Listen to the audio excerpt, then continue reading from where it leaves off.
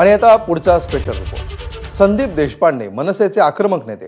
मराठीच्या मुद्द्यावरून मनसेनं आजवर अनेक आंदोलनं केली। त्यामध्ये संदीप देशपांडे नेहमीच आघाडीवर राहिले। मात्र संदीप देशपांडेंच्याच नव्या हॉटेलमुळे आता मराठी अमराठी वाद रंगलाय। त्यांच्या हॉटेलचं नाव, त्यातले अमराठी आचारी यावरून भाजपनं देशपांडेंना ट्रोल केलाय। पाहूया याविषयीचा हा स्पेशल रिपोर्ट। हे आहेत मनसेचे मुंबई अध्यक्ष संदीप देशपांडे आणि हे संदीप देशपांडेंचं मुंबईतलं नवं हॉटेल, इंदुरी चाट आणि बरंच काही। आता मध्य प्रदेशातलं इंदुरी चाट मुंबईकरांना खाऊ घालणं यात वावगं काही नाहीये। मात्र मराठीवरून विरोधकांना घेरणाऱ्या आणि परप्रांतीयांना धारेवर धरणाऱ्या संदीप देशपांडेंच्या हॉटेलमध्ये परप्रांतीय खाद्यपदार्थ आणि आचारीही परप्रांतीयच आहेत म्हणे। आणि यावरूनच भाजप कार्यकर्त्यांच्या सोशल मीडिया पेजवरून एक पोस्ट करत देशपांडेंना चांगलाच टोला लगावण्यात आलाय। या हॉटेलचा कुक परप्रांतीय, या हॉटेलमधील पदार्थ परप्रांतीय, प्रमोशन करत आहेत ते पण परप्रांतीय, नाव देवनागरी लिपीत लिहिलंय। यांना स्वतःच्या हॉटेलमध्ये मराठी आचारी बसवता येत नाही आणि ते मराठी महापौर करण्याच्या गप्पा मारतायत। महापौर मराठीच होणार, पण महायुतीचा, हिंदुत्ववादी विचारांचा।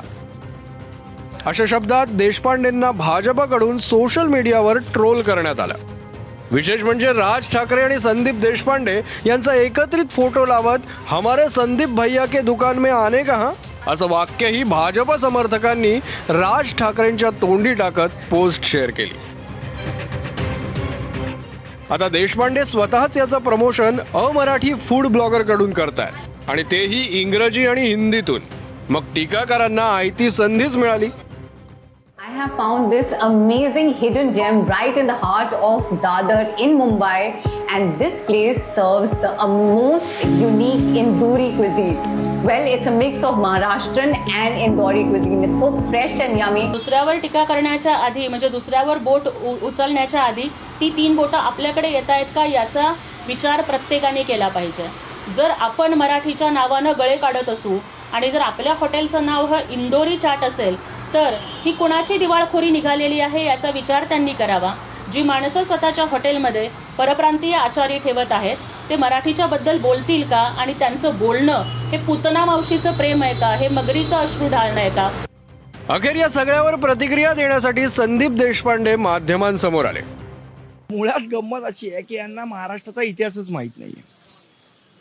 खरं तर इंदोर शहरामध्ये जो विकास झाला किंवा जे शहर नावारूपाला आलं ते आलं ते होळकरांमुळे आलं। आणि आम्ही काहीतरी परप्रांतीय पदार्थ विकतोय आणि हे करतोय, इतकी जर बौद्धिक दिवाळखोरी भारतीय जनता पक्षाची असेल तर मला असं वाटतं की जनताच याचा निर्णय करेल। इडली सांबार विकायला तुम्हाला काही प्रॉब्लेम नाही, पण जर आम्ही इंदोरचे पदार्थ विकले तर काय प्रॉब्लेम आहे? मग इंदोरच्या विरोधात आहे का, होळकरांच्या विरोधात, मराठ्यांच्या विरोधात भारतीय जनता पक्ष आहे का, हे त्यांनी सांगावं। आता देशपांडेंनी भाजपचा इतिहासाचं ज्ञान काढल्यानंतर उत्तर देण्यासाठी पुढे आले ते भाजप माध्यम प्रमुख आणि प्रवक्ते नवनाथ बन। संदीप देशपांडे यांनी भारतीय जनता पार्टीला इतिहास शिकवण्याची गरज नाही।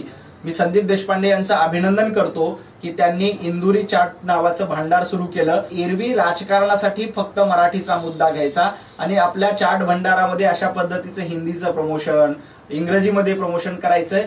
खरं तर कुठल्याही भाषेला विरोध असता कामा नये आणि संदीपजी देशपांडे यांना सुबुद्धी आली आणि त्यांनी इंदुरी चाट नावाचं दुकान दादरमध्ये सुरू केलं। त्यांचं मनापासून अभिनंदन। मराठीसाठीचे आंदोलनं आणि परप्रांतीयांना विरोध करताना संदीप देशपांडे आणि त्यांचे मनसैनिक अनेकदा आक्रमक झालेले दिसले।